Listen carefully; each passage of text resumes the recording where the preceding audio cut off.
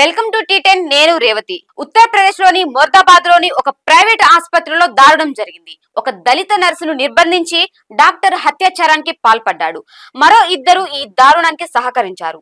ఆదివారం అర్ధరాత్రి జరిగిన ఈ ఘటనపై బాధితురాలి తండ్రి సోమవారం ఫిర్యాదు చేశారు.